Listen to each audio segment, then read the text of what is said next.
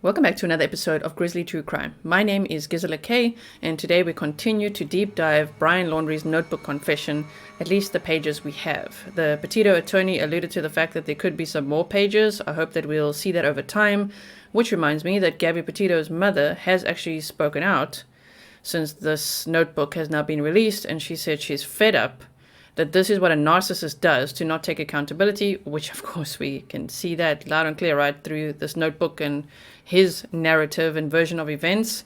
And she said one day the truth will come out. So I really hope they release all the pages, that we see that second electronic confession, that we also see Roberta's letter, which we had a whole theory yesterday. If you missed that, please check out part 1.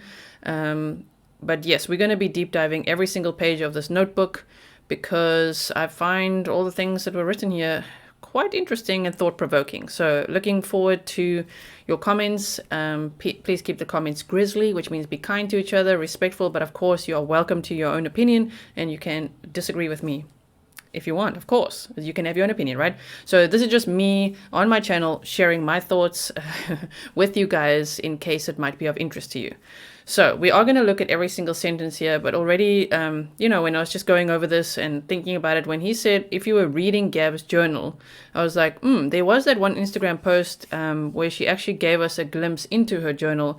And I will show you now. The reason I think it's important is because, for context, we must understand that Brian Laundrie basically, on a psychological level, mimicked Gabby Petito to the max. He mimicked her all the time, if you think about it. If you actually think back and look at things, that's what he was trying to do. He's a chameleon type, you know what I mean? You can't really trust him, clearly. Look at the actions that he took in his life, oh my word. But he's a mimicker, which could be a bit of a coping mechanism, or it could be, as we would all know, narcissism. So yes, they do this. As we saw, I know some of you are like, why you bring up this case here? Well, the judge himself brought it up in court. If we look at how Amber Heard was mimicking Johnny Depp in that whole case, yeah, that's what they do. That's what narcissists do. Sometimes it's almost a form of intimidation, or like, I'll one-up you. I'll do what you do, but I'll do it better. You know, it's that type of thinking, which is just honestly so cowardly and insecure. Like, get a personality, right? How about you get your own personality and interests? Okay, so if we just look at this picture right here, I'm going to make it bigger for you. You can see, sorry, I'll move this way. There's like a really nice doodle, shall we call it? This looks so relaxing to draw like this. I used to like doodling like this. So she's got that on the one page. But then if we look at this page, right, look at the language, and then we're going to deep dive the notebook. Okay, so you'll see what I mean. So on top, she says, baby, you were like a dream. I don't like to go outside. I like my bed. She said, from the inner workings of my mind. I mean, she drew the ocean there, which kind of is like her tattoo, the let it be and the waves and everything. She said, not now, I'm busy sleeping. Okay, so that's what she says there. And if we just shift it up a little bit, I'll show you now. Hold on one second. If we just shift it up a little bit, I just wanted to zoom in so that you can see it really nicely. Look at this. She says, to future me, which this is a little bit eerie actually, given everything that happened. But she says, I'm not sleeping, I'm just closing my eyes. And as we saw on page 1, he's like, when I close my eyes, I'll be thinking of falling asleep on top of the van, you know, with the whole meteor shower thing and the crystal geyser. Yes, I realized I was saying it wrong in part 1, as much as I try to say it the American way. We say geyser in South Africa, and I think in the UK, you guys also say geyser. I was trying to do it the American way because like 80% of my audience is American or Canadian. So geyser, the crystal geyser, and we deep dived that already.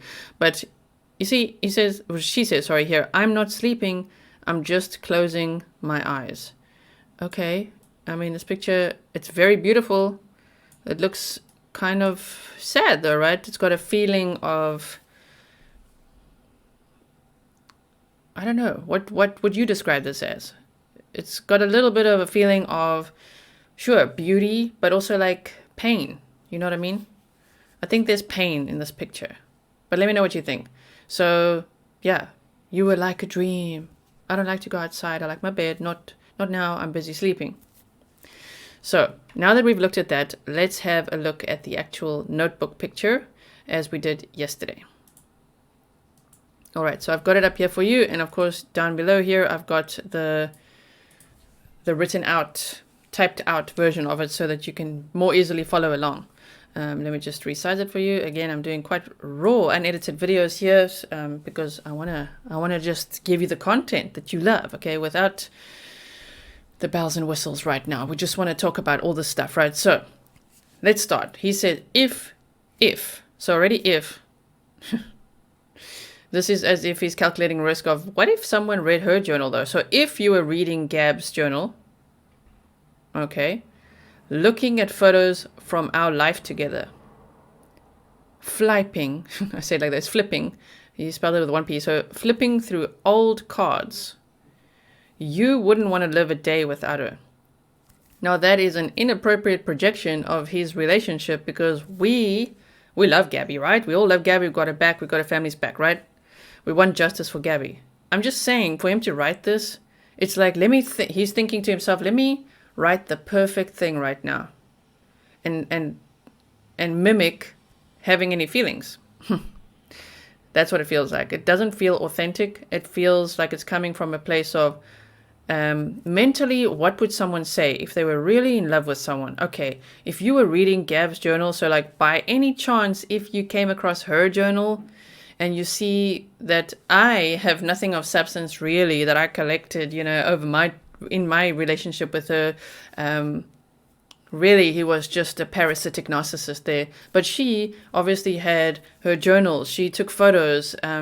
She made memories. She brightened up his life, in my opinion, from everything I've seen. So she was steering the relationship ship, you know what I mean? Like as in making cute moments, packing little picnic baskets and things like that. Do you remember all those? Like we've seen all the photos, right? We've deep dived both of the Instagrams before. Yes, so he says, if you were, so in the past, if you were reading Gab's journal, and then again, if you're reading a journal, looking at photos from our life together and flipping through old cards, you wouldn't want to live a day without her. Instead of saying, I don't want to live a day without her, it's telling the world what you would feel if you would just read a journal, look at photos and flip through old cards, which is reducing her to a journal, old photos and cards. I mean, a journal, photos and old cards, right? It's reducing her to that because we can all tell that just knowing Gabby, and especially if you were her boyfriend, you wouldn't want to live a day without her. That's normal. So it's normal if you lose a loved one, and I'm saying that very carefully because he murdered her, okay? But if you lose a loved one, it's normal to say, oh man, this was such a wonderful person and I feel so lost without them and I don't want to live another day without them. That would be more authentic. This is extremely distancing language and it reduces her to a box of stuff, basically. Journals, photos, and cards, which is very sad in itself. Then saying, knowing that every day you'll wake up without her, you wouldn't want to wake up. Okay, but again, he's making it that it's you, the audience, the person he's writing to. It's you that's going to feel those things. If only you knew. He's not describing his own feelings about it because he knows in you that every day he would wake up without her because he murdered her. Yes, and abused her for months, I'm going to say. Months, if not all the time, that he was in a relationship with her. It sounded extremely rocky when they were in high school already. Remember when the friends came forward and talked about how tumultuous their relationship was? Yeah. I know it takes two to tango, but I'm just saying, like, whoa, dude, after all that, this is all you have to say? Wow. Okay, knowing that every day you'll wake up without her, you wouldn't want to wake up. I'm sorry to everyone this will affect. He doesn't say, I'm so sorry, Gabby, for what I've done. He's not apologized to Gabby. I'm sorry to everyone this will affect. And he says this. Okay, let's go there. What's this? I'm sorry to everyone this will affect. Are you talking from a narcissist point of view of this being you no longer being there? Are you talking about, I'm sorry to everyone that this will affect, this being that you murdered Gabby and then took your own life because you don't want to face the consequences. Of course, you're trying to convince us in the notebook that you're not doing this because you don't want to face punishment. You're doing this because you can't live without her. Bro, shallow. This is shallow. Shallow writing from a narcissist, speculatively. Okay, so I'm sorry to everyone this will affect. By him saying everyone, at this point when he wrote this, he knew that this was heading for a viral exposure. I think he could see already the trend. Of course, there were people petitioning outside the house, and they were there. Remember, from early days already, Gabby was officially reported missing on the 11th of September. And yeah, I feel like that's from that moment. I need to see when I first published a video, but that's from when I got on board with, oh my word, this person is missing, what happened? And now the boyfriend's there with their van and what is going on? And then it just went, right? And this case got big very, very quickly. So I think when he says, I'm sorry to everyone this will affect, to him, he's seeing a whole sea of people and it's kind of overwhelming him. You know, he's not sure if his ego can survive this. To everyone this will affect, Gabby was the love of my life. But, you know how it goes when you say something, but, like, I really like you, but that just, the but usually erases what you just said, right? So it's interesting that he used the word but because he says, Gabby was the love of my life, and was is past tense because you murdered her. Gabby was the love of my life, but I know adored by many. He's already aware that she's adored by many, and I think he didn't know that before. He really thought, ooh, okay, like, he could get away with this. I think he thought, it's okay, it's like, who's gonna know? They'll never know. How will they know? Like, it's just like, you know, this van lifing couple. I mean, in his mind, maybe like a bunch of nobodies just traveling around in the little van with a little life and whatever. And he probably blames Gabby actually for putting herself on social media, even though he also had an account. For someone who doesn't like social media, she was busy on there, huh? Anyway, but he's probably like, oh my word, that freaking YouTube channel. And then like she put everything out there. So look at it now. Now this will affect, I'm sorry to everyone that this will affect. Gabby was the love of my life, but I know adored by many. Huh? Already there, we can sense the possession, the control that he had over Gabby, you know, and inflicted on her, and the jealousy. So saying, Gabby was the love of my life, but I know adored by many, like he had to share her with the world, you see? And then he says, I'm so very sorry to her family. So instead of saying, I'm so very sorry to her family for what I've done, I can never forgive myself, I don't know, like say something other than because I love them. I mean, he quantified what he just said. I'm so sorry to her family because I love them. And he even has to further quantify, which is how we know he's building lies. It's lie upon lie, he's stacking lies right now. I'm so sorry to her family. So he doesn't, I mean, don't you have space to name them? Don't you have space? To Joe, to Nicole, to James, to Tara, right? And to TJ, and say some names. I'm just saying, I'm so sorry to her family. Blanket statement, very distancing language. Because, and now he's going to give his reason why. I love them. But I don't think they ever felt the love, Brian. I don't think they ever felt the love from you or your family. I'm so sorry to her family because I love them. And then further quantifying, I'd consider her younger siblings my best of friends. Okay. I'd consider her younger siblings my best of friends. Would you now? And would they consider you that? I highly doubt it. So here he's trying to mimic how very close he was to Gabby's family, that she was the love of his life. He's so sorry that he murdered her because he loves her family, and he'd even consider her younger siblings his best of friends. I need to deep dive, now I'm thinking deep dive Gabby's siblings, because I don't think she was the eldest, was she? So that's interesting too. Only the younger ones. But I might be wrong. I will, let me know in the comments as well. Yeah, that's one thing I just want to see if I can find that. I know that TJ was younger, or is younger than Gabby, because she said you might be taller than me, but you'll always be my little bro in one of her Instagram posts. So anyway, but because I love them, I'd consider her younger siblings my best of friends. Well, if that's how you treat the love of your life, if that's how you treat your best of friends, then wow. Then you don't know. Then you don't know what love is. And I don't think he knew. I don't think so. So anyway, he says, I am sorry to my family. This is a shock to them as well as a terrible grief. This is a shock to them. Okay, so actually, as well as a terrible grief. So this is a shock to them. Is it though? Because I think they know you pretty well. And Cassie herself said, oh yeah, he always comes home when he what? I think they knew about his rage episodes. I think they knew about the toxic relationship that he was in, which is really heavily weighted on his part. He's quite a toxic dude. You know?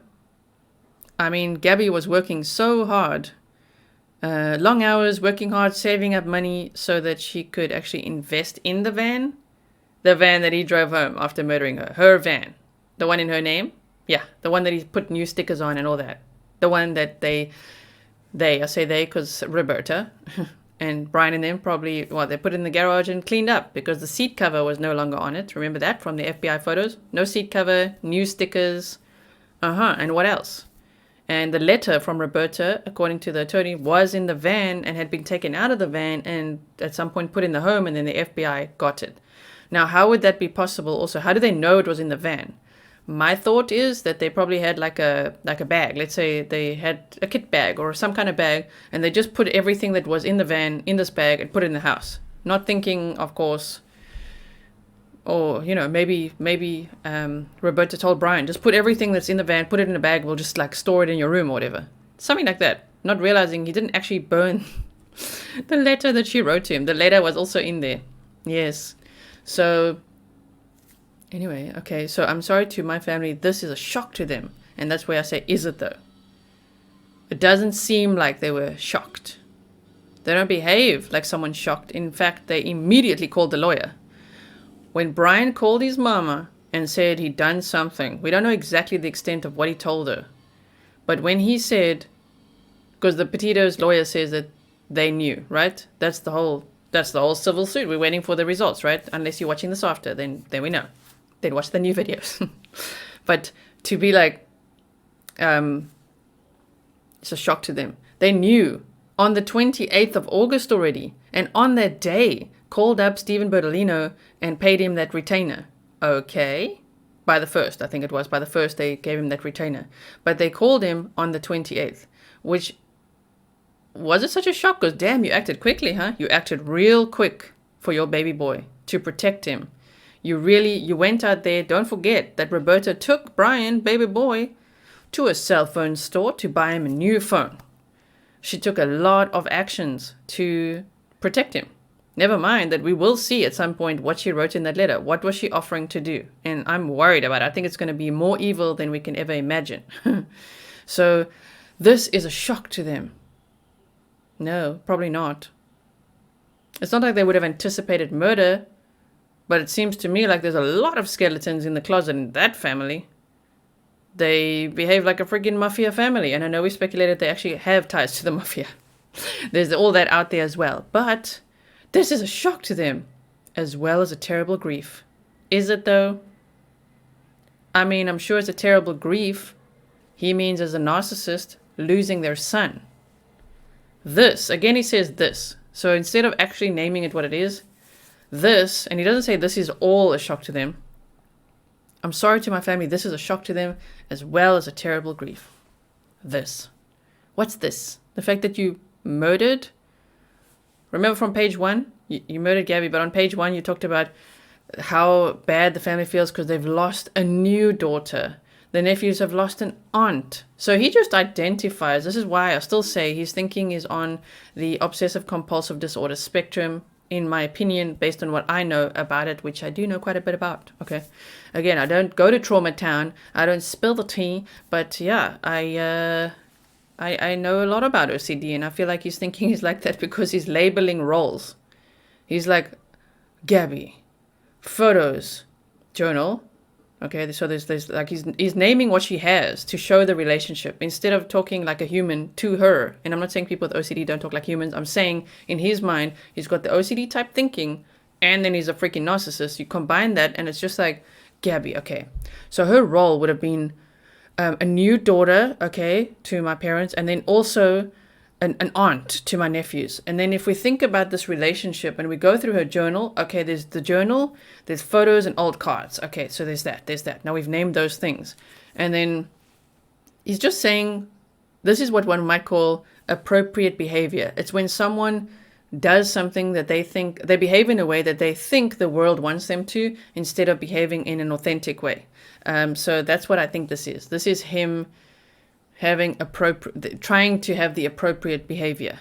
So sometimes, let's say a loved one passes away, and your loved one passes away. Okay, and there's the funeral and everything. And at the funeral, everyone's bawling their eyes out, but maybe you're not, because you maybe feel happy for them that they no longer have to suffer. Let's say that, right?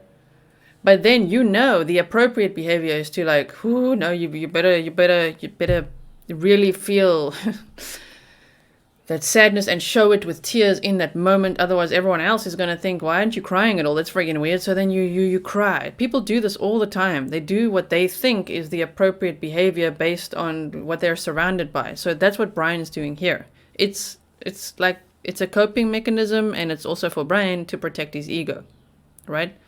So, yes. So say, I'm sorry to my family, this is a shock to them as well as a terrible grief. A terrible grief. I mean, we saw them gardening, getting Dunkin' Donuts, getting flowers, ripping Gabby's picture out of the grass, mowing the lawn, getting gas, going to Walmart, going camping. We saw a lot. We didn't see it. We didn't experience it as a terrible grief. And for those people who are going to defend the Laundries, oh my word, this is so the wrong community for you. But you're entitled to your opinion, and you're going to say, and I already know it, you'll be like, we all handle grief differently. I know. I'm aware. But I feel like Brian telling us that his parents are also just experiencing such shock and grief.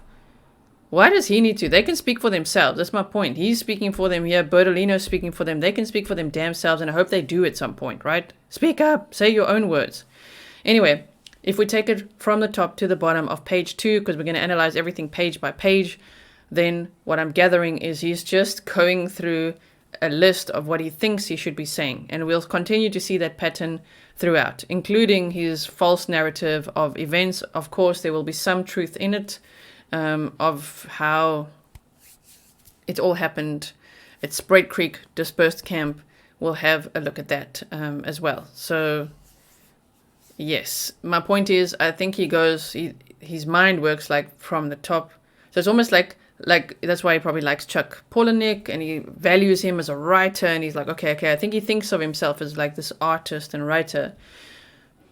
But I think really Gabby was very creative, and maybe outshined him a little bit on the creativity part. You know what I mean? So, remember his art? Oh my word. The point is that I think he thinks like, okay, title, like heading, cool. And then we write out the plot. It's very much like high school. My high school English teacher used to do this. Like, write your title, then you must have a beginning, a middle, and an end. Okay, and that's how you write your essay. This is what you do. And I feel like he's just following that exactly, like literally that format. It's not coming from the heart. I don't see any splotches either, as much as this was probably, possibly, speculatively, maybe a waterproof notebook. I doubt it, but let's just go there. Maybe it's a waterproof notebook. Maybe it was in the dry bag, even though the dry bag had a huge hole in it. Do you remember that?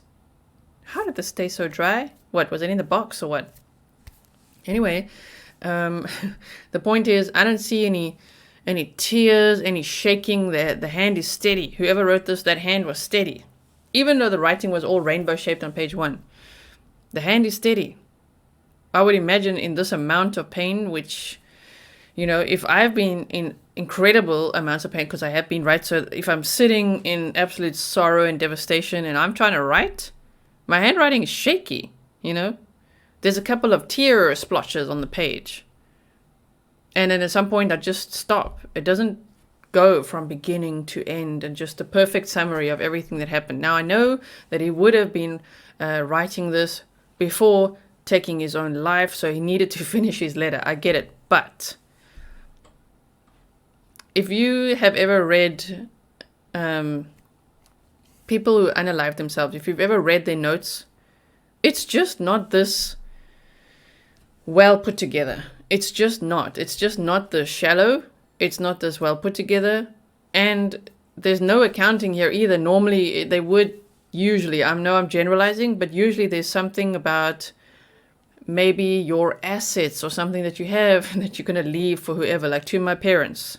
He doesn't even address his parents yet. That's why I think there's probably more pages, right? To my parents, I've left $20,000 for you in a secret account that nobody knew I had, even though I spent all of Gabby's money. I want you to have that and donate it to the Gabby Petito. I didn't know about the foundation then, but please give it to the family. To my parents, please take care of Gabby's family. Please give them Gabby's belongings. But no, instead, which we'll get to the last page, of course, later, but instead he has to say, please pick up my things. Gabby hated people who litter.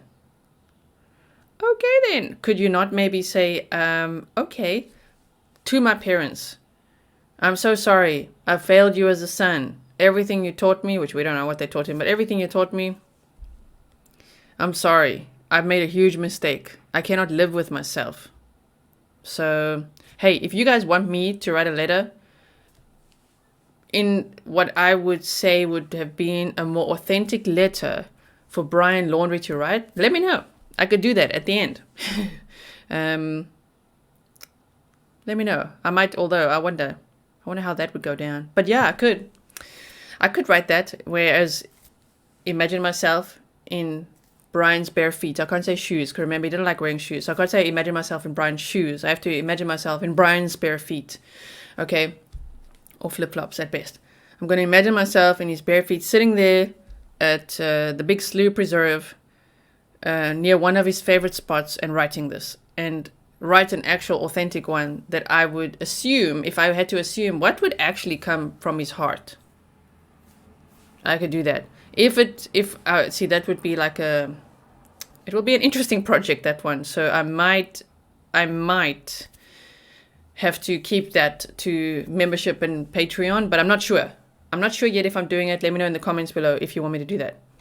All right, so let me know what you think about this, but that's page 2. Again, I can't believe the length of these videos. It just is what it is, because I am a detail-oriented person and I want to go over it with you.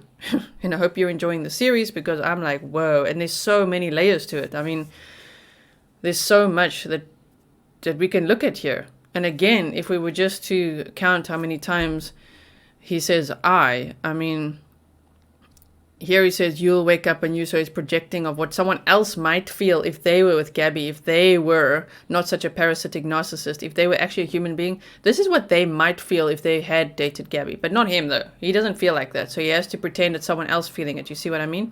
It's like a extension of him, a dissociated form of him, an alter ego, which is probably why I like Fight Club so much, like talking for him, like that person. Yeah, if you were, then this and this. But if we just look at, I'm trying to look at how many times he says I, but I have, but I know adored by many. I'm so sorry for family. I love them. I am sorry to my family. So, okay, at least, the one little bit of credit we can give him here is that he said sorry to her family first. Because his parents don't do that. They haven't even said it. They talk through their lawyer, and they definitely are not sorry to her family. In fact, they gave them false hope and said, hope you get reunited with her. Okay, good luck with your search.